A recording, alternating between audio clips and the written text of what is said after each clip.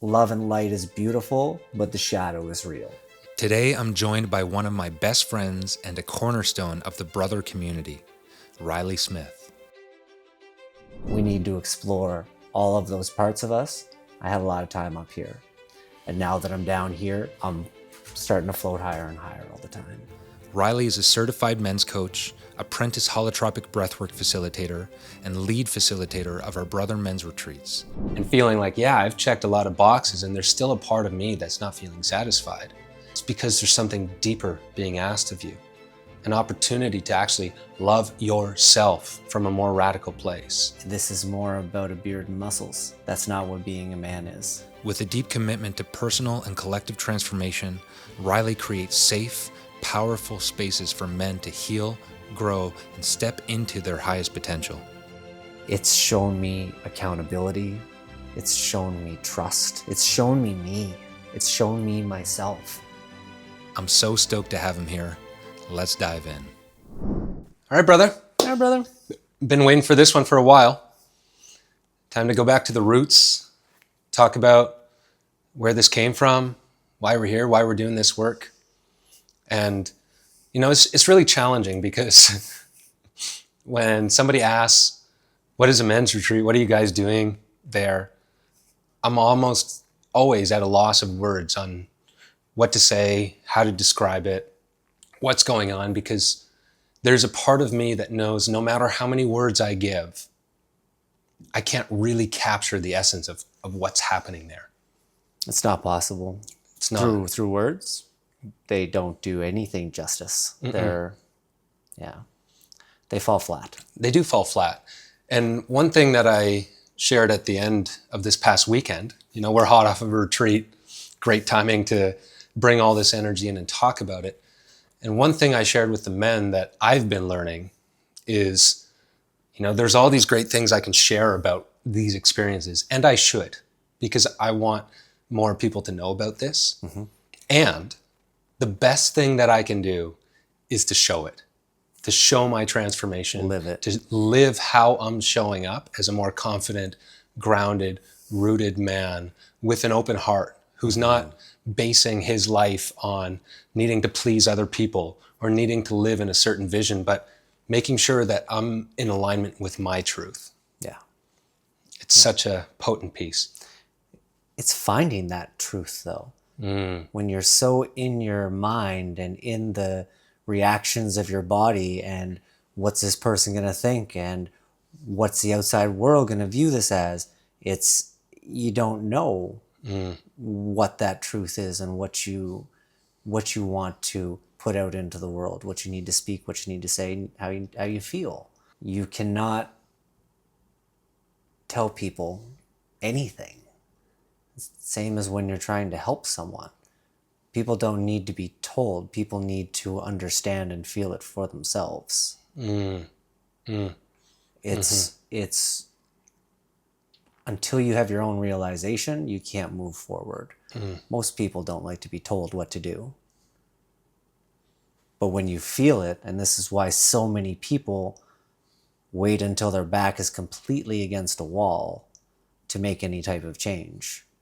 It's because you have to feel yourself in the shit to make that change. When you're operating your normal everyday system, you just go along and go through. But you have to feel it. And that's what these retreats are. You are feeling. You're not thinking. You're not posturing. We put together exercises so that it removes these men from that, just into the feeling, just into the essence, and not just into their own feeling, but witnessing each other in their struggles and their pain and mirroring. And I came into this without having done any men's work retreats in the physical myself. Training, sure, but in the physical, no. So for me, this whole process has been presenting it, but doing it at the same time. I have done my work by presenting this work with you. I've been involved in every exercise that's been brought in, every activity at some point or another, and it has just been absolutely transformative to be doing it from that position of, I'm here to support you, but my God, I've got my own work to do. And I'm so blessed to be able to be there doing it with all of these men, with your support and your leadership. Yeah, and let's talk about that, because I think that's so important. We live in a world where people just want to tell us. We've had it from parenting, from education, just listen to what I do and follow that. And outsource our own decision making to somebody outside of ourselves. To the point that, like, I know for most of my life, I've become so disconnected from my internal compass. And I'd like to go back to actually the inception of us bringing this into Atlantic Canada and doing this work, and talk a little bit about our transformation that we've been leaning into, that we've been needing to be able to create and hold a space that actually offers the potential for transformation. So let's go back. I got back from a men's retreat when I was down south and was committed to bringing this here because there was a gap for me of men that I respected, trusted, and was inspired by where I live. And I knew for me that I needed that.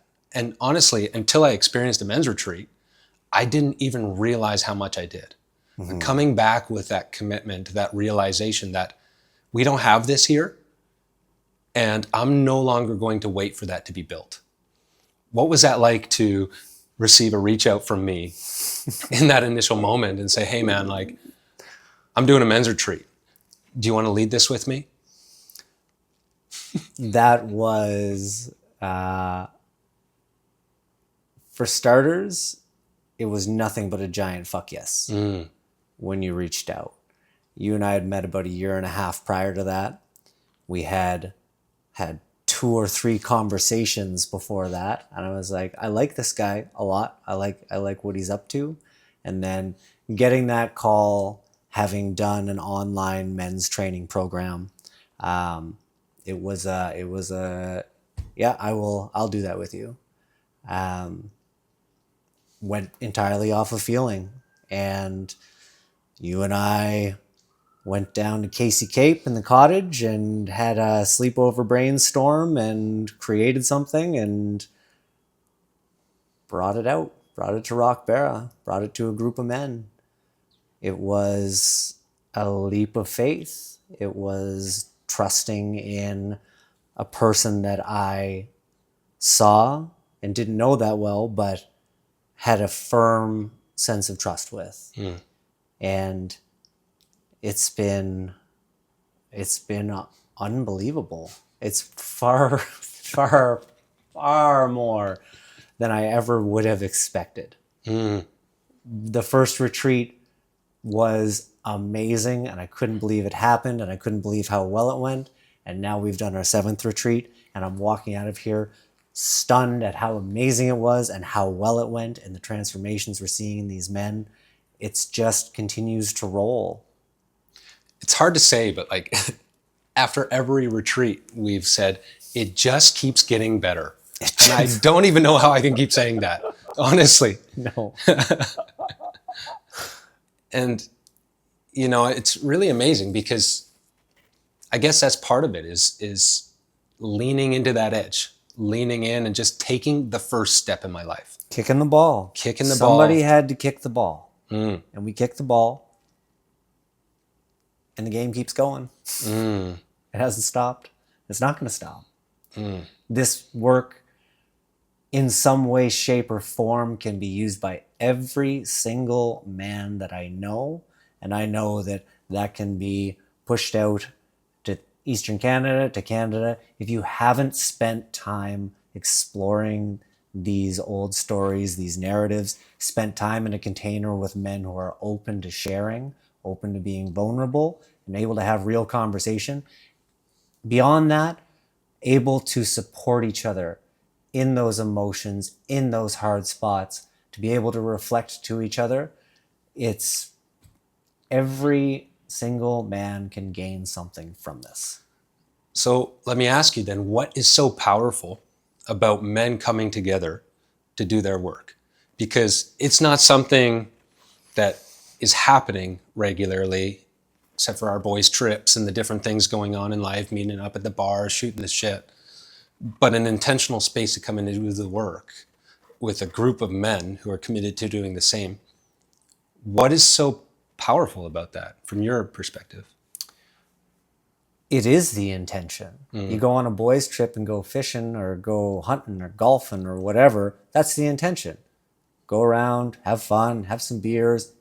Yeah, it's beautiful. It's fun. It's light. The intention behind this is depth. The intention behind this is to strip away all of those masks that you're wearing, all of the posturing that you're doing, and to step into a space completely safe, secure, and able to share what's on your heart.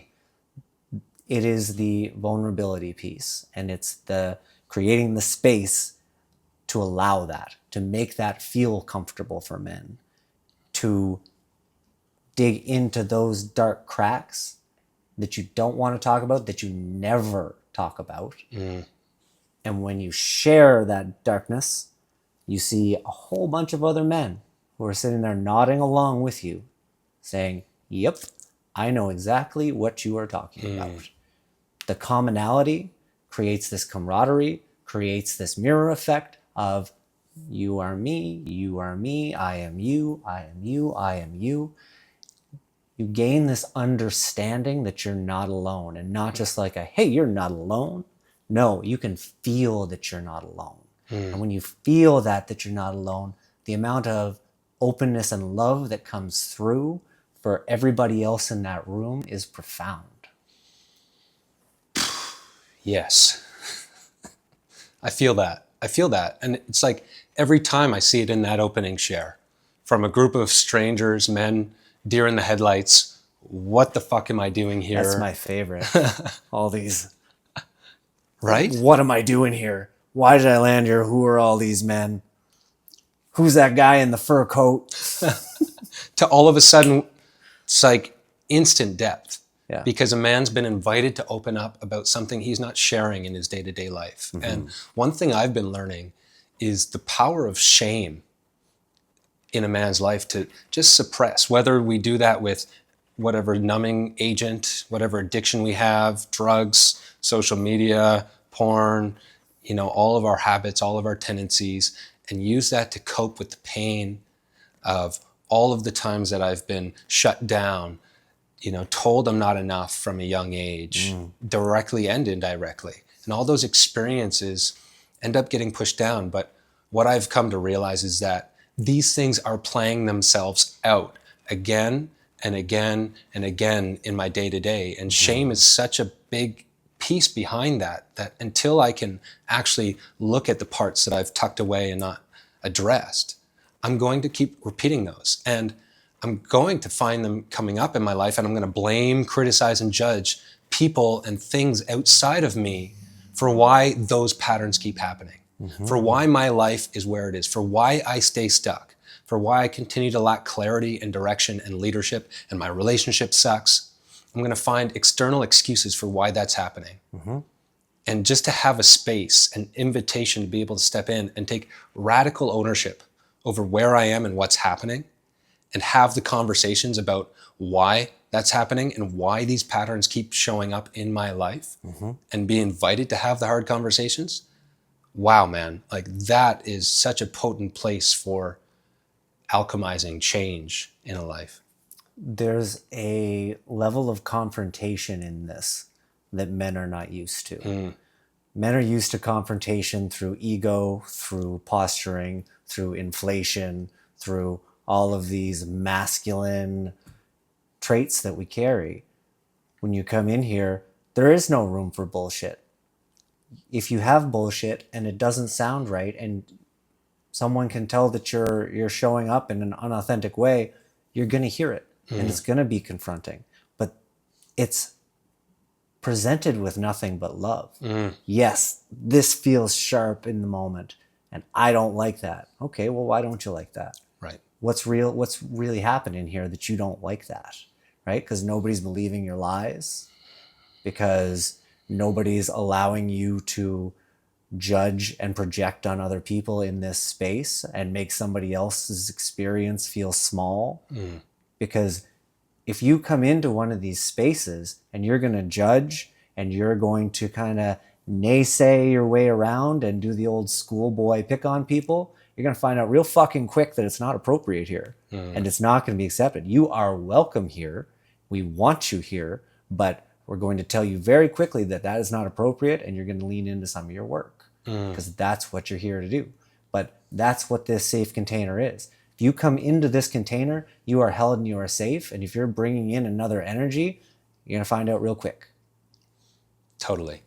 And, you know, that's part of the beauty of being in a space with men, to be able to have that, where there's no charge, there's no sexual dynamic happening in the same way that it would be, at least if you're in a male-female dynamic. If you're attracted to women, you're not going to have that same charge. And so the direct feedback that, you know, that's bullshit response, all the places that I want to run and hide and justify things to be called in a different way. Yeah. And we set shared agreements. We don't have rules at these places. There's shared agreements for horizontal relationships, not vertical, that we're used to. And, you know, I'm going to lead and tell you what to do. We're all showing up here as equals on the same playing field, and we agree to take ownership, to practice being honest, to share and accept all of myself and all of the other people here coming into this space, and hold whatever is shared and whatever is said in full and complete confidentiality. Full confidence. Establishes a trust and a standard that we just don't have within society. Nope. Because the bar is so goddamn low for how men are showing up in society.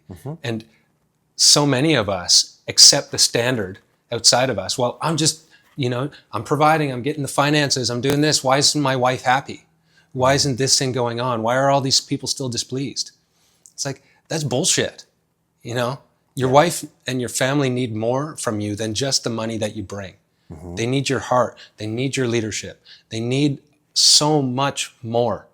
And to be in a place where I can be invited from a place of love, not shame, into something greater for myself is something that's lacking so much in society. And the last piece on that comes up for me is a Taoist philosophy that's, you know, trust people and they'll become trustworthy. And I think that expands far beyond trust. Is what I've boiled that down to is the story that I hold for you is an invitation for you to step into. So if I see you as a capable, competent, honest leader, a man who can hold it, who has the capacity for honesty, for depth, to realize his greatest potential, and I can hold you in that when you don't see it yourself, what a fucking invitation that I can give you. What a gift. You've given me this gift.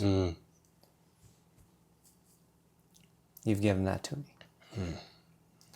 You've held up a light for me that I wasn't able to see through my shame and my lack of confidence and hiding. You didn't let me hide.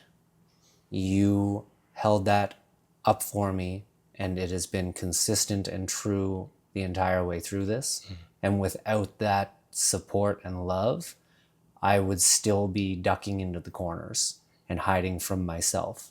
But when I've got a group of men who see me and can reflect that to me and are open enough to reflect that to me and feel safe enough to reflect that to me, it was a version of myself that I wanted to step into because I had all of this power behind me. It's been absolutely transformational. And we cannot just do it alone when you're up in your own mind with all of the old stories that you've been believing for so long. You need somebody else to change that narrative for you, to be able to show you that you are not all of these old stories that you believe. And that's what's so beautiful about what you do, is you just hold that up there consistently all the time for these men, for myself, coming into this container. And it's inspiring. It feels like somebody really gives a shit about you.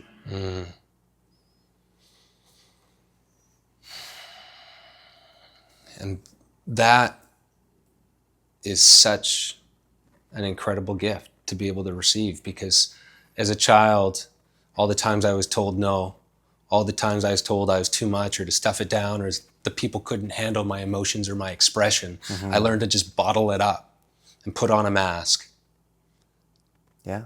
And what once kept me safe, what's once protected me from the pain, from the rejection, from the abandonment, from the being made fun of, is now keeping me small. And until I can actually put that out on the table and tell another man what I'm avoiding in my life, or what I don't want him to know about me, and be seen in that by a man who's regulated in his nervous system, who can hold that with unconditional, unwavering love. Unwavering. And love the part of me that I don't yet love myself, I will not be able to move through it. I can get all the productivity tips, all the self-help books, and do all of the workings to work around that. But there's going to be some unconscious shadow that is operating in the background that continues to rear its head and show up in my relationships, in my workplace, in life, lacking purpose and direction, and afraid to take that next courageous step. And some part of me is going to keep playing it small and never reaching what I know I'm capable of. We operate out of this template that we learned as children, continually jockeying for position over each other by making fun of, by doing pranks to, by putting down. Because when I put you down, I feel better. We don't have initiation in our culture right now. And if you don't learn some of these new skills and tools, you continue on through your entire adult life, jockeying for position, putting somebody else down to make you feel better in this fake inflation that is so empty of truth and reality, in just this, oh, well, I got ahead of this guy. And so where does that translate into life? Everything. Work, family, your activities, all of it. You're just constantly trying to, oh, and hey, yeah, we're buddies. Then you walk away from this guy and then talk to this guy. And you're like, yeah, look at this guy, right? Make fun of this guy. Yeah, because now I feel like I've got this this power. And it's so fake. It's not real. It's just patting the wounds of an inner child that hasn't been explored, that hasn't been held, that hasn't been loved. Totally, man. And I mean, for any high performer listening, like myself, I've spent my entire life performing to earn love. Yeah. And from my perspective, it's never really been about anybody else. Like, I've not really tried intentionally to put somebody down. And so it doesn't even necessarily look like me going and actively putting other people down.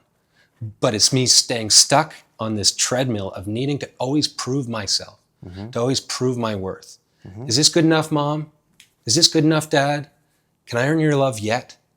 You know, and that's still like not even a conscious story that's been showing up, but it's been this constant piece in my life that I'm needing to prove myself, prove my worth. And no matter how many boxes I've checked and how many things I've done in my life and what I've accomplished, it's never felt like enough.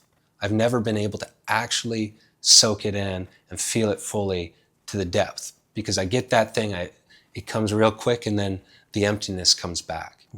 And so anybody who's listening and feeling like, yeah, I've checked a lot of boxes and there's still a part of me that's not feeling satisfied, it's because there's something deeper being asked of you. An opportunity to actually love yourself from a more radical place.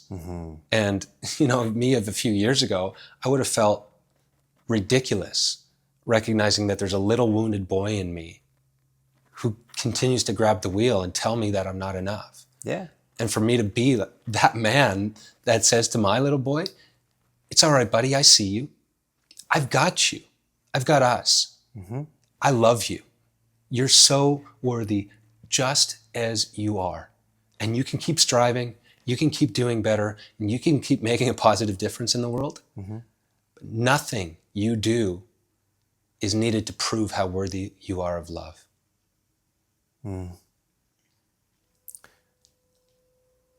that's it. That's all it is. We need to find that place in ourselves where we're able to support that little boy who didn't get what he needed, what he wanted, what he felt that he lacked. This is more about a beard and muscles. That's not what being a man is. It comes with the man suit, but it is definitely not manhood.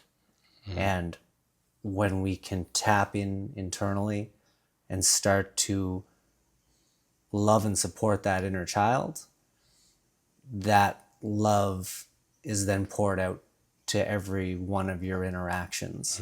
When you understand that I do things from a hurt place, and then you can understand that this person that I'm interacting with is just operating from a hurt place.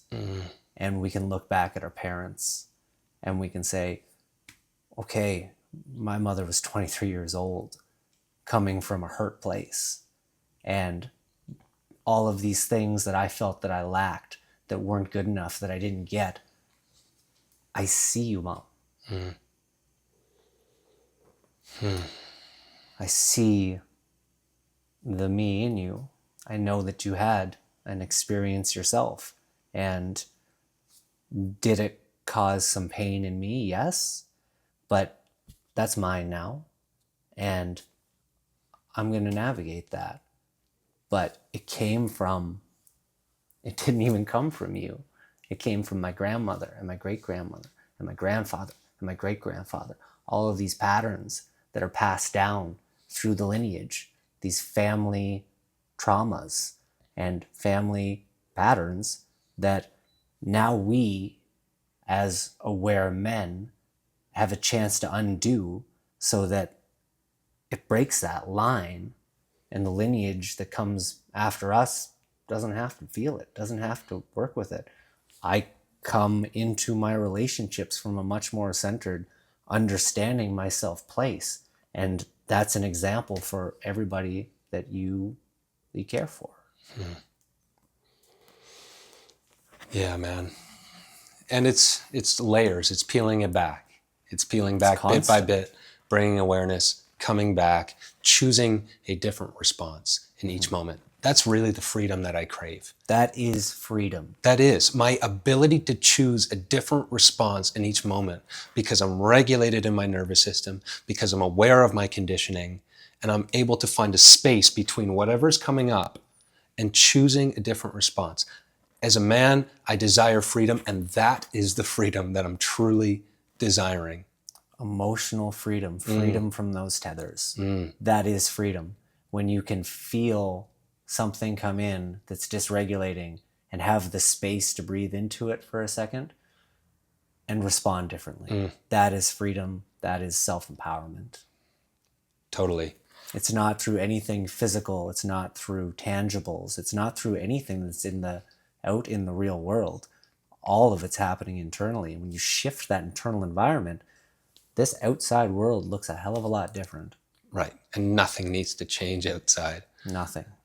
It's interesting too, because you mentioned initiations and our ancestors were tapped into something that we've lost.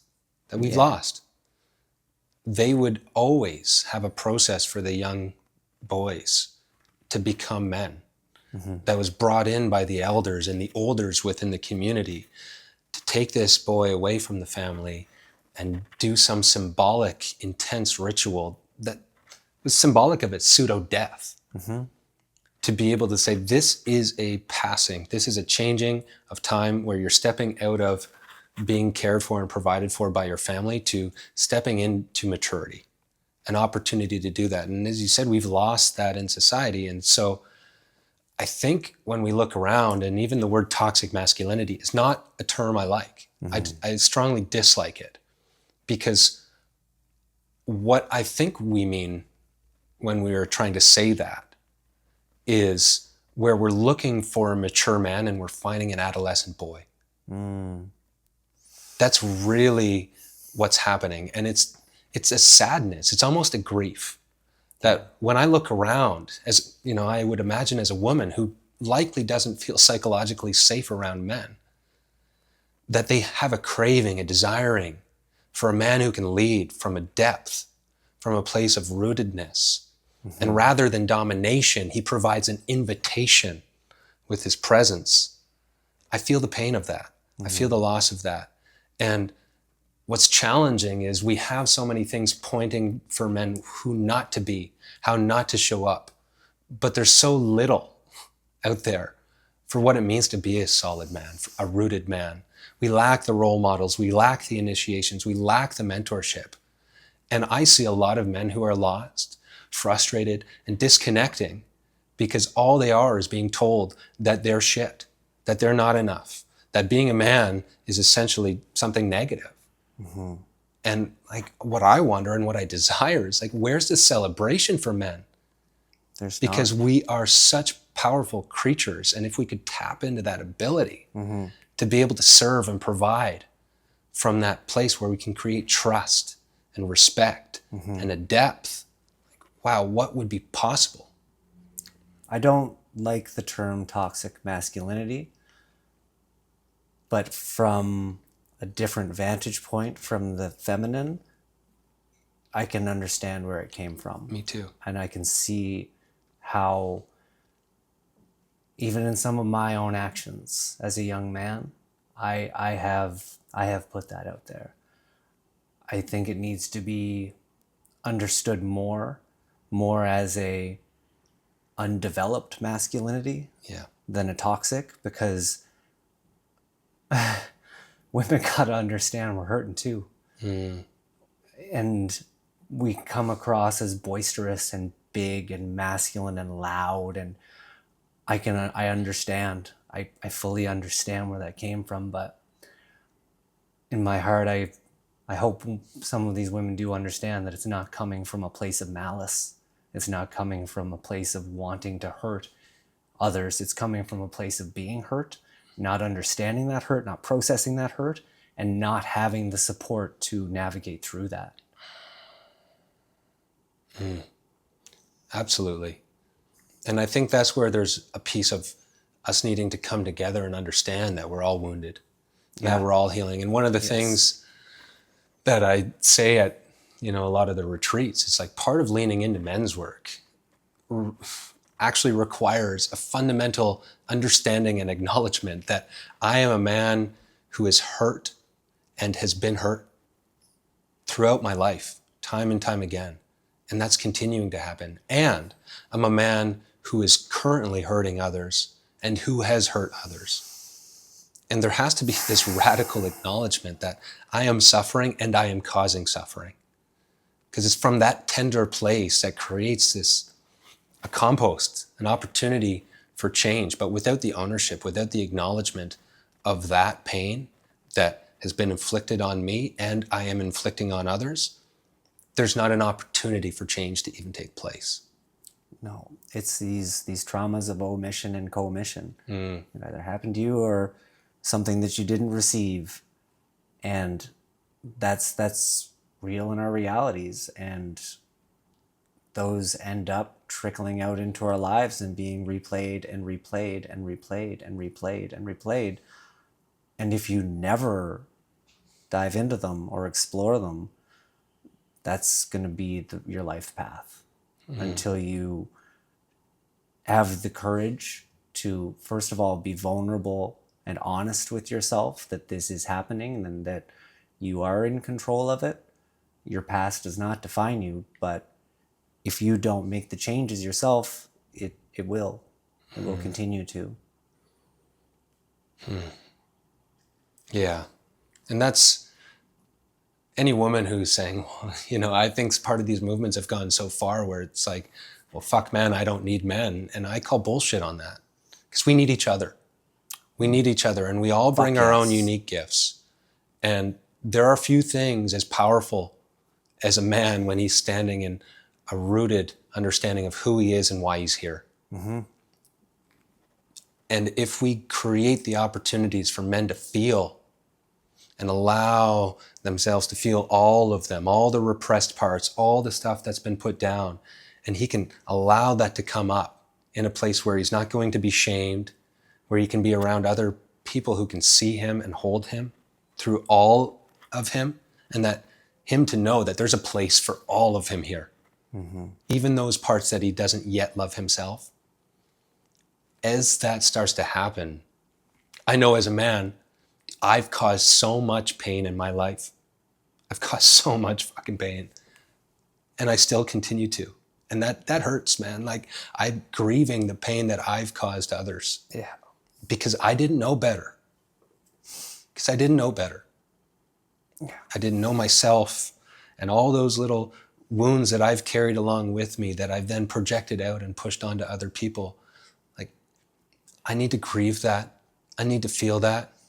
And then I need to remember that there's a man here who can come up and take responsibility and start to clean that shit up. You can make a choice. Mm-hmm. And that's fundamental piece, is you need to make that choice. But if you're wrapped up in mainstream society and modeling yourself from the masculine figures who were raised in the same paradigm in an earlier stage of this masculinity that we've created, then you're not going to find it.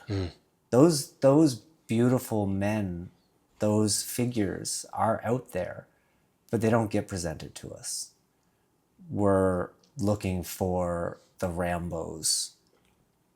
Maybe Jason Statham might be a more relevant term these days, or The Rock. But actually, I shouldn't say that. He's a really beautiful human being. But this like powerful, overbearing, run through a wall, says what he wants, doesn't give a fuck type of man, we can't be that anymore. It's not helpful. It's proven that it hasn't been helpful, and it just keeps rolling and developing and creating more. Yeah, it is fucking toxic. That way of operating is toxic. This me, I'm going to go out and conquer and take and pillage the world. That's not rooted in support and love for the rest of our society, for the rest of humankind, for children, for women, for as men, we show up in a certain body type and we are drawn to certain things, and we have certain characteristics that are masculine, but they've just been so twisted and put in the wrong place. And yeah, we need to come together. And coming together and being able to hold up a big mirror is, in my opinion, one of the only ways that we're going to be able to retrain ourselves to show up better and take some ownership over what's happening in this world and our society, led from a place in here, from heart, from true heart, and not ego and not personal desire, but from nothing but open love for everybody else here with us. Yeah, couldn't agree more, man. And there's been, with the focus on, the rise of feminism, the toxic masculinity, that becoming more aware in the cultural zeitgeist, there's been a pendulum swing in the other direction, where we have the pleaser, the nice guy, the hyper-passive male. And for me to recognize that being a man who dominates, who doesn't give a fuck whatsoever, who just takes what he wants without consent, like, that's clear that that's not been working, and we know that. And on the other side, the yes man, the man who's super passive, who isn't even connected to his needs, who doesn't know how to get or go for what he wants, who's putting everybody else's emotions and everybody else's needs above his own, is just as bad. It's just as damaging. And it's just as not safe. It's equally unsafe. It's equally unsafe. Equally. And so there's somewhere in between this where I can be assertive, where I can actually take action in a consensual way to express my needs, to stand in my truth, fearlessly with a strong spine and an open heart, to blend that strong spine and the open heart, to be able to develop my sensitivity, to listen to what people are saying and in between what they're saying, to get the depth so that I can really connect to what's alive in them, to regulate my nervous system, and also not base my entire reality on needing to receive everyone else's approval. That I can be a man who listens to my own internal guidance system, my own internal navigation, and be able to make choices based on that. Not, I don't give a fuck about anybody, or I need everybody to like me and everybody's approval to prove that. Both of those are off the table, in my opinion, as far as what it means to be a well-balanced, rooted, trustworthy man. It's not balanced at all. And the feminist movement is a direct response to our over-assertiveness, our over-aggressiveness. Now they're jockeying for a position, just like other men have been, right? They have to swing in, and well, if this is the energy that we need to be heard and to be able to show up, then I understand why that's been brought, and they have absolutely every right to do so. When you're in a corner, you've got to fight. And we have not been the safe space for women. Not even close. We have objectified. We have dominated. We have put them in a place in this world that we're conquering. And we hold this power. We have suppressed their power by overpowering. By not being balanced, by not landing here in the middle and just moving forward with integrity and heart. It's been insecurity and posturing. Absolutely, man. And, you know, as much as that's great, like to want to come out and to be that for women as much as I do, I personally have a lot of wounds with the feminine. I have a lot of triggers and challenges that come up that compromise my ability to be that safe space still. I carry those. So part of that power of men's work for me in dealing with my feminine wounds and all those places that I seek approval, that I deny my own needs, that I prioritize other people's, my partner's emotions over my own, which often leads to resentment, frustration, pulling away. Yeah.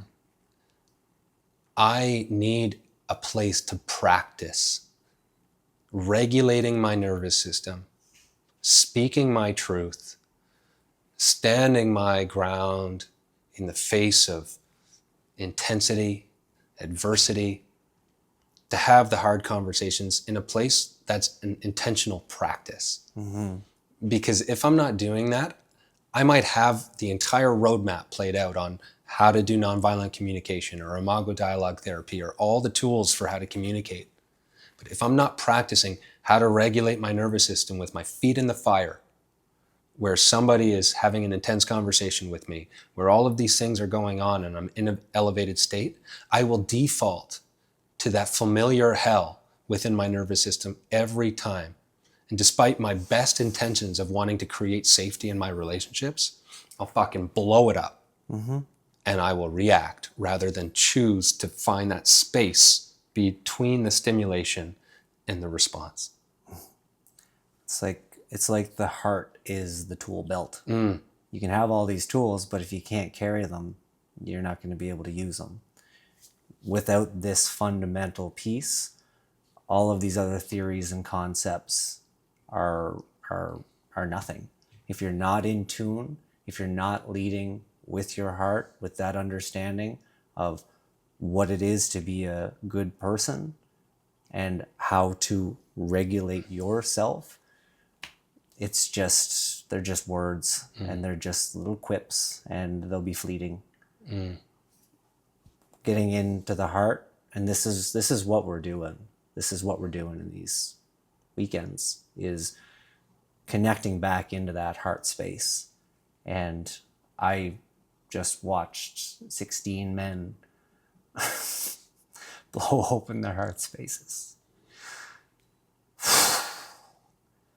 And it's so inspiring. And I feel so blessed to be a part of it. Me too, man. Me too. And to just see what can take place over a weekend. Man coming in on the edge of divorce, coming in with addictions, suicidal, lacking purpose and meaning, totally unclear about their next step, to being on the other side of that, committing to cutting the addiction, not using anything following that, to having clarity on that next step, or repairing in their marriage or their relationships.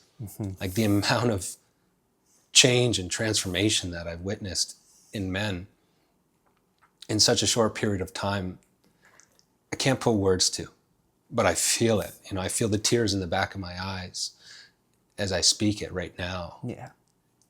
It's profound, man.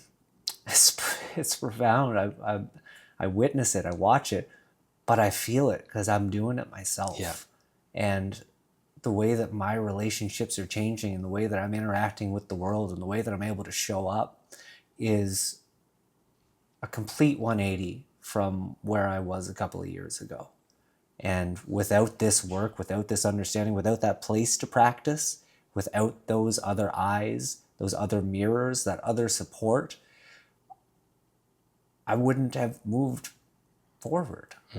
I've done all kinds of different practices, and there's something much different from meditating and being in the world of spirit versus completely grounded and rooted in your feet, in the muck and in the shit with yourself and with your brothers. That is so grounding and pulled me right back down to earth. And love and light is beautiful, but the shadow is real. And if you don't spend time in that shadow, all of this will eventually crumble. You can't just stay up here all the time, because the world is a tough place, and the shadow, we don't have this without that, right? So we need to explore all of those parts of us. I had a lot of time up here, and now that I'm down here, I'm starting to float higher and higher all the time. It makes me think of that idea of the line between good and evil being divided in every man's heart. And to recognize that the capacity and everything I'm judging outside of me is a reflection of my own internal world. You know, one of my mentors always says, you spot it, you got it. You spot it, you got it. And it's just fucking distilled truth. So whatever is charging me up, whatever I'm judging outside of me, is an opportunity for me to see myself more clearly and to own it and to change it. Because the truth is, like, anything that I'm confident enough in myself, somebody could be in my face and saying whatever the fuck they want. But if I'm confident enough in me and myself within that part, there'll be no charge there. Just keep flowing off. But whatever is going to trigger and challenge me, I can either choose to criticize and judge and blame and find what's wrong with that person, or I can say, wow, that's stirring something up. I'm feeling dysregulation. I'm feeling my breath become more shallow and intensity in my chest. What's with that? What's coming up here that I could look at, that I can use this as an opportunity to see myself more clearly? It has nothing to do with that other guy. It does not. Because you walk away from that other guy and you still have all those feelings. You still have all of that. But when you explore that and you clear that lens,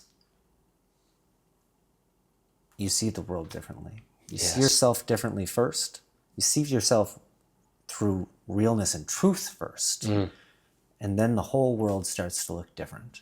Totally. And nothing has changed out in the world.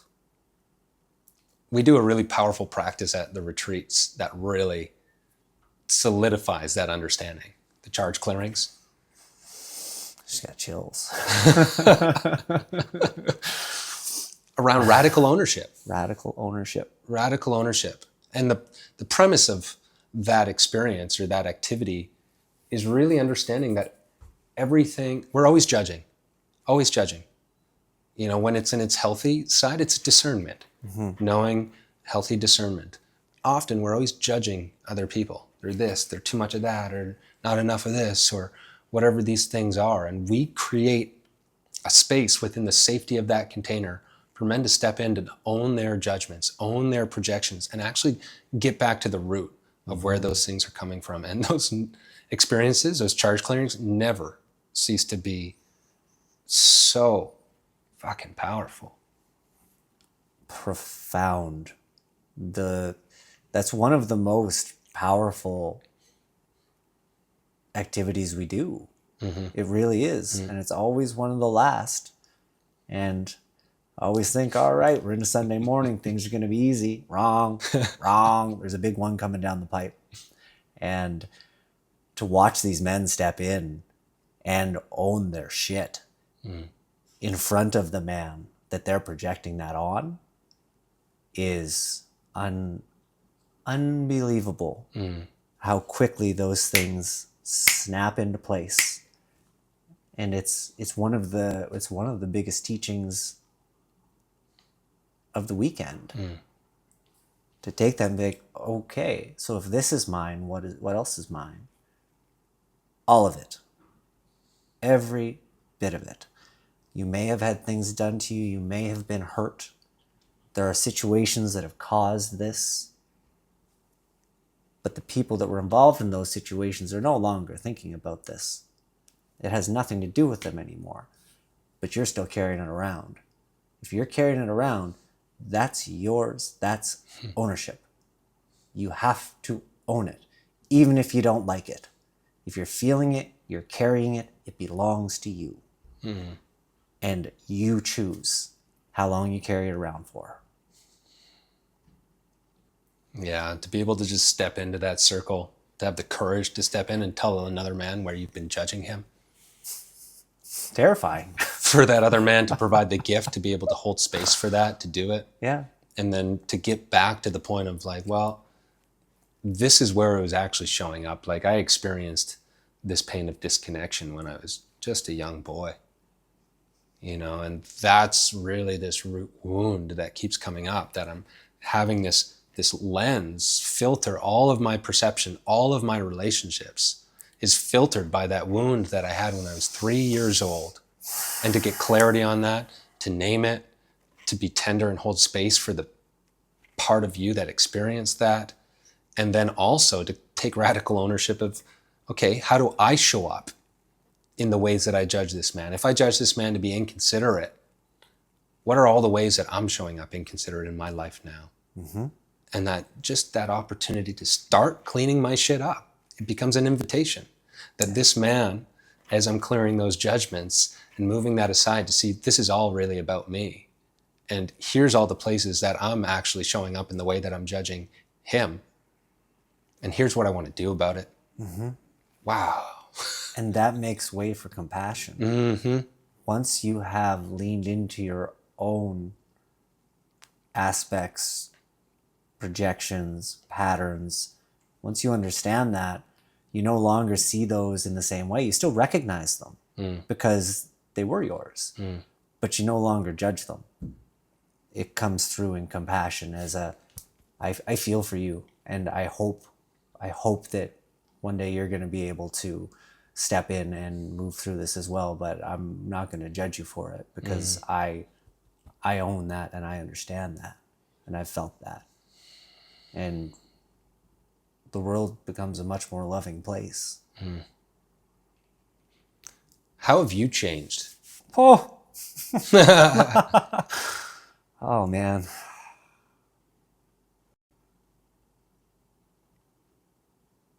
I love myself. I support myself. I reflect on what's happening. And I'm by no means perfect. I'm going to have triggers for a very long time. But the distance between understanding when I'm triggered has become much shorter. I'm able to course correct much faster. And honestly, some of them have just pretty much slipped away. I am far more present in all of my relationships. I am far more understanding. I'm far more compassionate, accepting, because when I'm looking at all of these hurt parts in myself, the more that I dig into them, the more that I look out and see you have all these hurt parts too. And it's just this deep sense of humanness. Right? Why would I judge this person? They've had a similar experience. It's not the same, but we've only got so many emotions that we can feel. And I can see where you're still kind of bunged up there. And that's not for me to judge. That's for me to hold space and help find ways to support you in that and navigate through that, and hope that you can find a little bit of peace in whatever that is. This weekend was transformative on a whole new level. I'm coming out feeling so calm and confident and peaceful. And even when these moments are slipping in of negativity or talking myself down or those old stories, there's an adult here who's able to talk to that little boy who's feeling a justified feeling, but also understanding that that's not happening here and now. That's really old.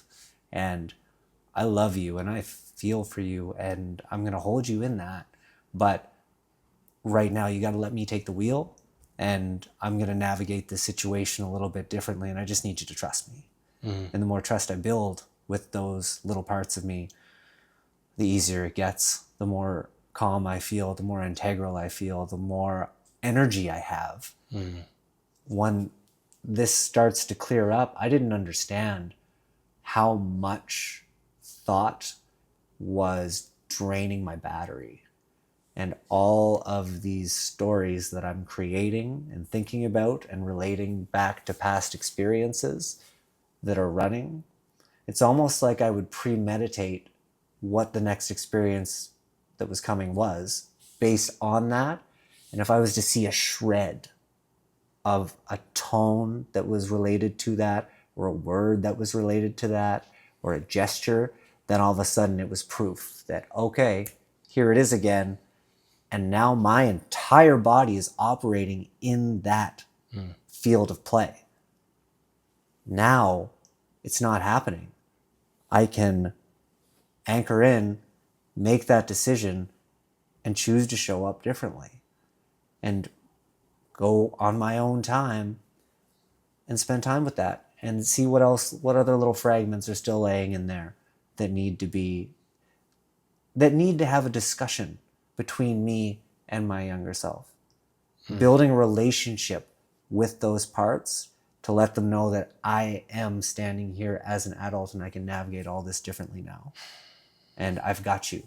And you can take your energy that was all bunged up in those situations and go play, or go draw, or go dance, or go do whatever you want to do with that energy, because I'm driving the ship now. Wow. I really love that, all of that. And that thing, I've got you, is very few words that can mean so much when it's coming from the depth.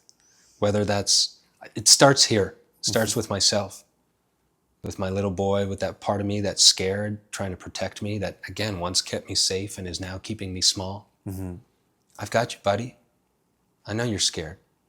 And as I do that trust in myself, the love, the safety that I can create, then I can be that in my partnership. You know, I've been really practicing leaning into my relationship because I've been a shitty partner. Yeah. Most of my life.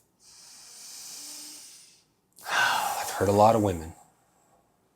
And I've lacked clarity about where I'm going. I always thought I had commitment issues. And I've realized, well, I'm one of the most committed men I know. So it's certainly not commitment issues. You know, I'd call myself stubborn, in fact. And having a vision now of where I'm going and where I'm leading my relationship, and being able to anchor that and through times of turbulence, to be able to lean in to my partner who's maybe expressing doubt or, the rightful lack of trust in the masculine, who's been burned before and hurt, to lean in with a regulated nervous system, tapped into my breath, and say, hey, baby, I hear you. I haven't been showing up, and I want to change that. And I've got you. I've got us. And to start feeling that shift within her nervous system, within mine, and just all the need to justify and to validate, not to tell her why I did all these things or defend myself or do any of that, just to take a breath. Yeah, baby, that makes sense. I'm going to do better. And I've got you. I've got us. What a radical shift that I'm trying to step into.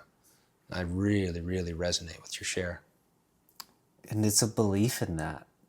Just on the way in here, I received a text message from a friend, and it just said, thank you. And I knew what it was about. And all I sent back was, I've got you. And I mean that from the bottom of my heart. In whatever capacity that I can, I've got you. I've said that before, but I believe that now.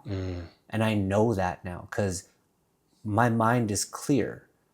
I am leading with my heart. And when I see something that I feel like I can step into to help somebody that I care about, I've got you. I will do my best.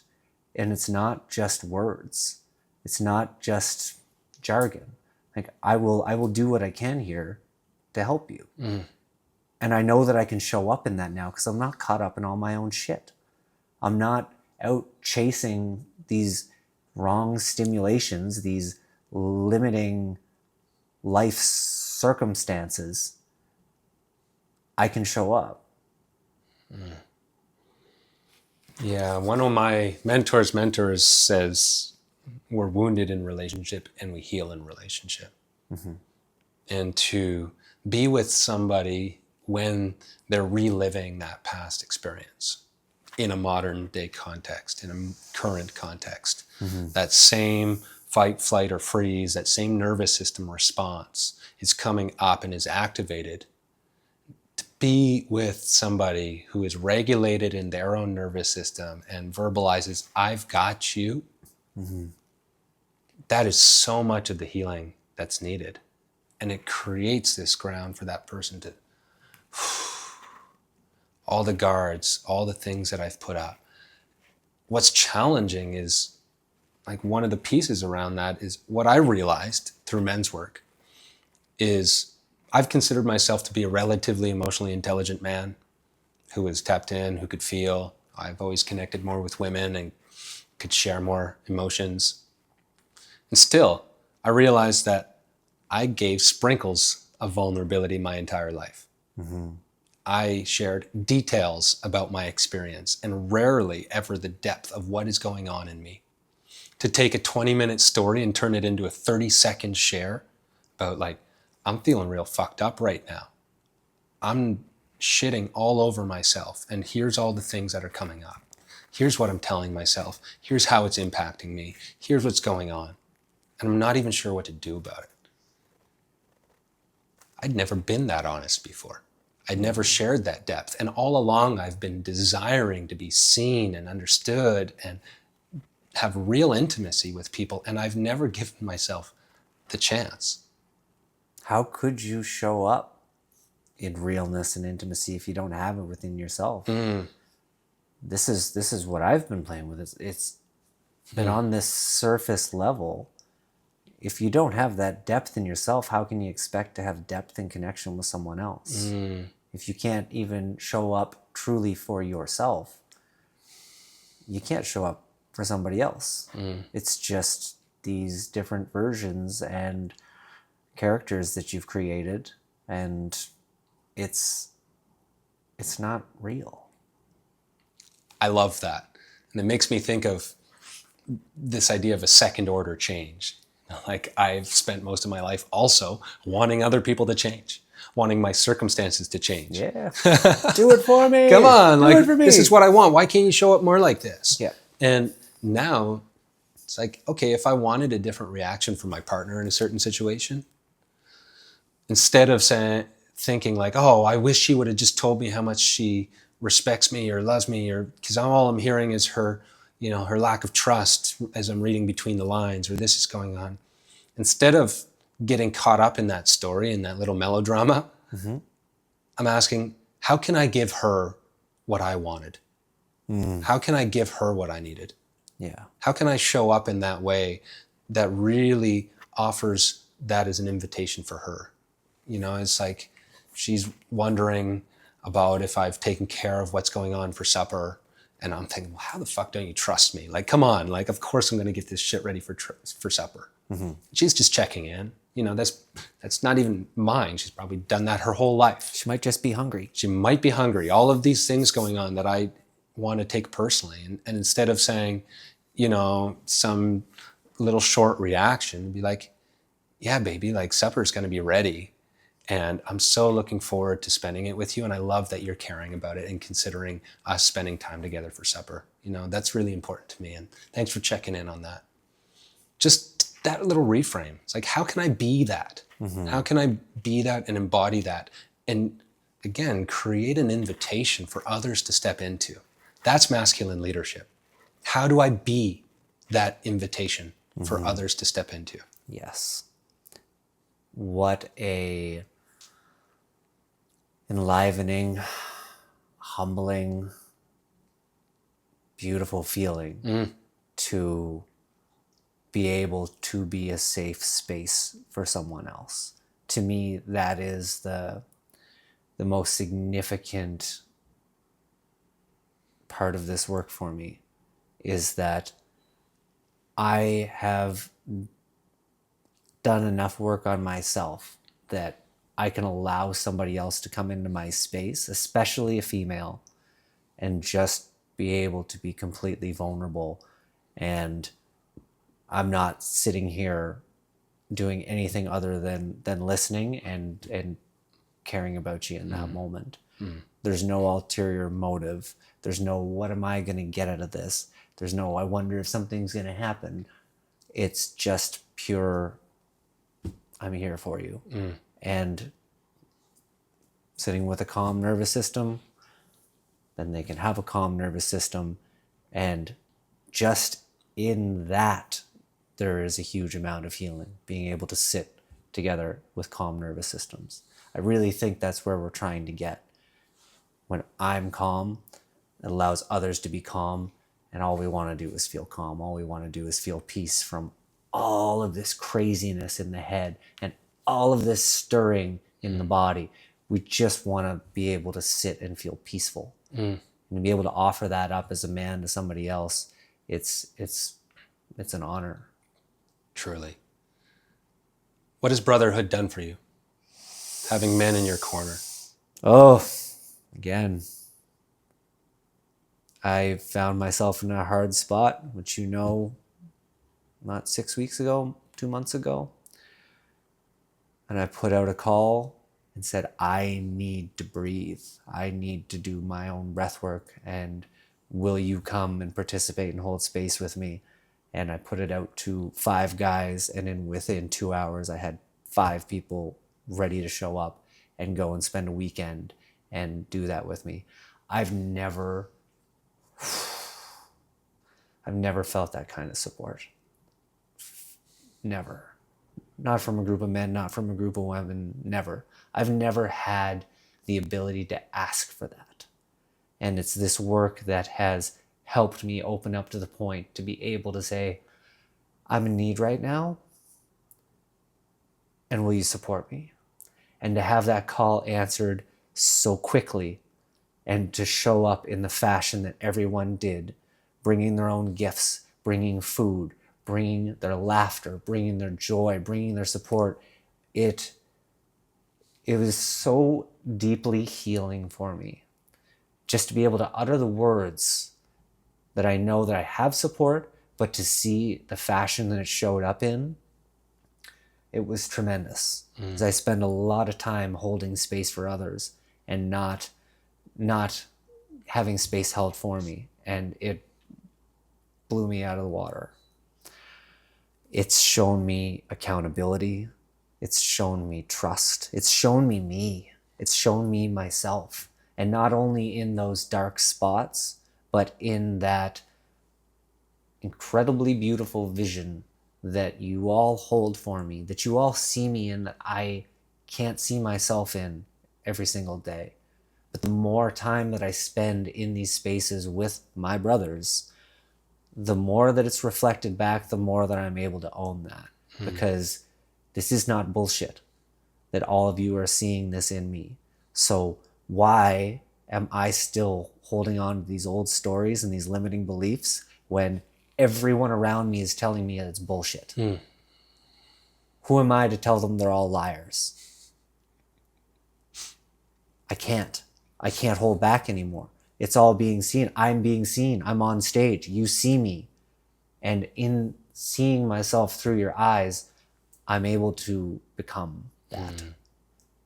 And I'm able to trust in that. And I'm able to live that. And when I waver, I have an entire network of men that I can call on that will be there at the drop of a hat.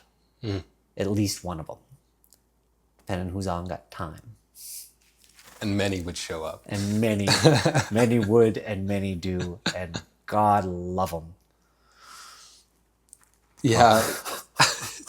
Ain't that the truth? You know, when I sum that up, because I resonate so much, I really feel that. And one thing I often say is men's work, or, you know, a brotherhood, men in my life that I can love and count on, has just shortened the gap from when I fall flat on my face and when I pick myself back up again.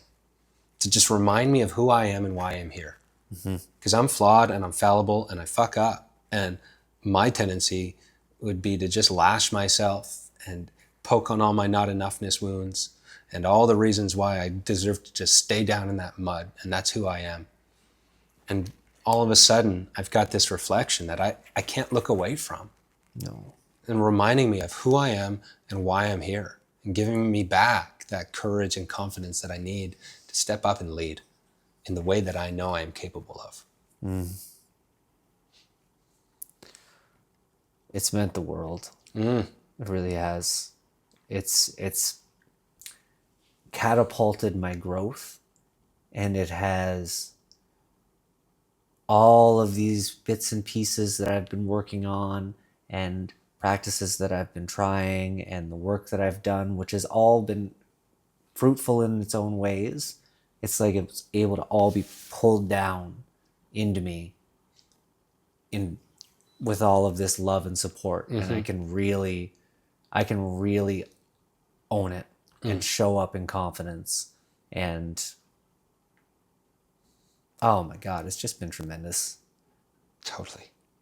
Yeah, that other word that comes through, like accountability and consistency. You know, it's not necessarily these grandiose things, but it's showing up day in and day out. That's the hardest part. That's the hardest part. And it's not something I can do alone. No. It's not. You know, I can pretend and build all the structures and the routines and the regiments and do all these things. It's not, I'm convinced, it's not something I can do alone and maintain alone to stay at that level of consistency that's required for greatness. We are connected creatures. Yes. We need connection. And we've been disconnected from the masculine almost entirely, playing out childish boyhood patterns, and we've been disconnected from the feminine, playing out childish boyhood patterns. None of it has been real, and it hasn't. When you can lean into this brotherhood and remove all of those projections, you're not dealing with sexual energies, you're not dealing with competition, you're not dealing with any of that. It's just raw brotherhood. Being there. It's so hard to find words for all of this. Impossible. It's impossible. It's so felt. It's so deep. You mentioned earlier, like, and we've seen a lot of men wait until breaking point to do something about it. Yeah.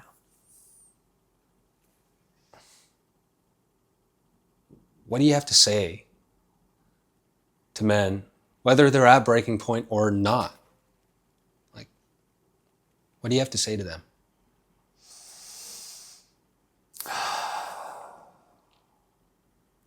If you spot it, you got it.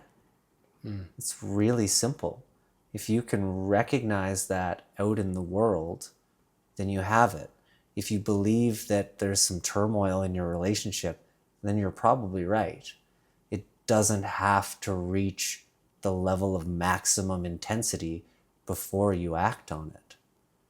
It doesn't have to destroy your whole world. It doesn't have to destroy your marriage, your family, your job, any of that. You don't need to wait. If there's a twinge in there about something, that's real. That's really in there. And you can explore that safely in a group that will support that. But please don't wait until you're at a breaking point and you find yourself wondering if you should take your own life. Because I've heard that story so many times over the last 2 years. And it doesn't have to be that way. It doesn't have to be that extreme. I hope that you can step into vulnerability before you reach that point.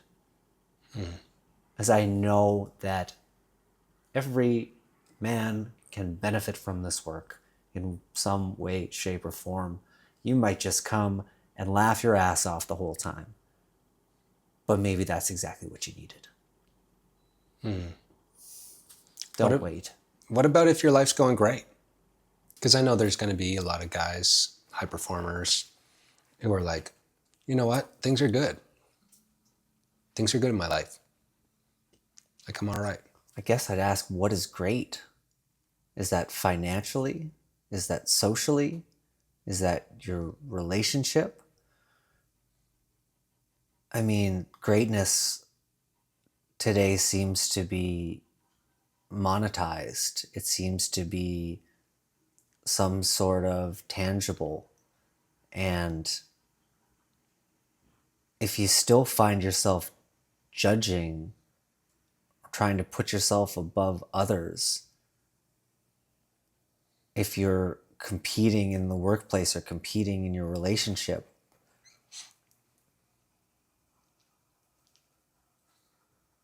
you're not there. If you're not able to sit down and have a conversation with your partner and cry about some of the things that have happened in your life, because we all have them. We've all had things that we missed. Nobody's life is perfect. It's relative to your experience. And none of us grew up not lacking something.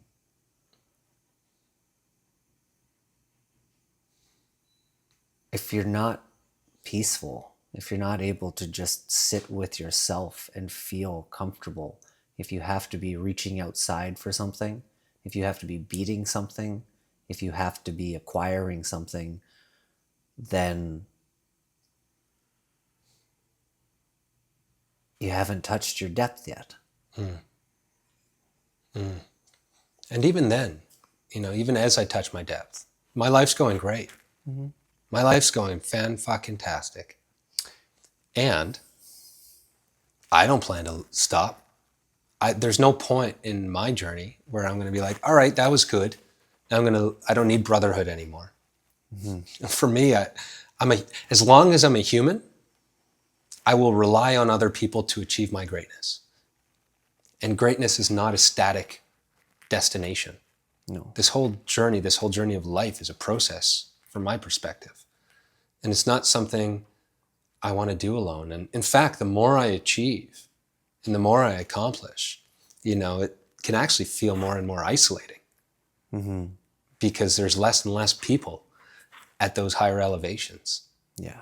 And that's even, for me, an even greater reason to continue to surround myself with greatness, to surround myself with people who continue to call me in. Because as long as I'm in a human body, my journey's not done. No. There's always work to do. There's always work. And I think that's what it comes down to. There's always work to do. And it feels more fun and better and more joyful to do it with other people who've got your back and are cheering you on and celebrating your wins. 100%. Is there anything else you'd like to say as we start to bring this to a close, to wrap? Anything you'd like to share with anyone listening?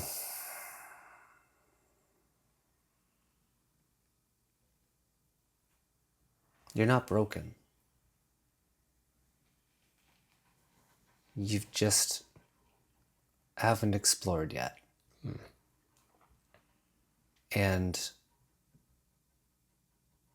I can assure you, money back guarantee, that you can come to one of these retreats and gain a whole new level of insight and a level of connection with other men that I can assure you that if you have not stepped into a container like this, you have not experienced.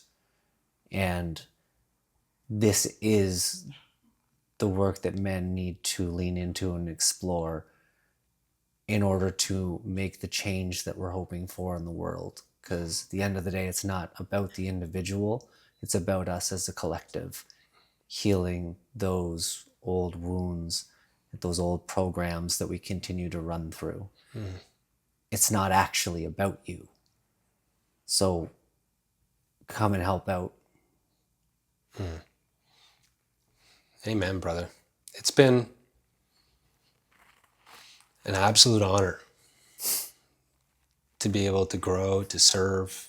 I can look back and see the man I was when I started and have so much love and compassion for him, and I am not that man anymore. And it's largely thanks to you and how you've been showing up and challenging me, calling me in, going to the hard places, showing up tirelessly for me, for all the brothers, the way I see you lead from your heart, the way I see you show up, the reflection you offer me and continue to offer me, the trust that you've allowed me to develop and feel for men.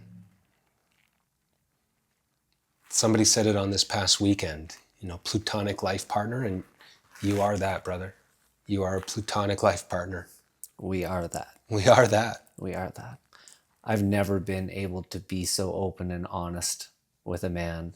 And not only about myself, but when I have a charge, when I have a trigger, when you've done something to me, I'm able to come right in and tell you exactly what it is, and we clear it out within about 25 seconds. Yeah.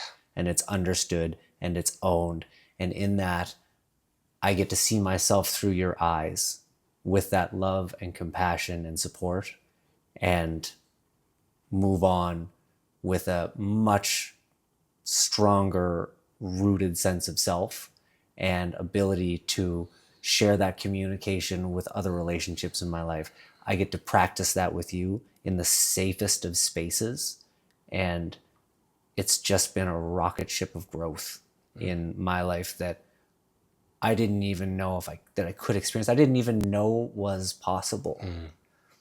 And I think the work that you and I have done together is what is making these experiences so powerful for these other men, because we're doing it and we're practicing it together and we're really showing up in it. It's not just picking up practices and throwing together a weekend.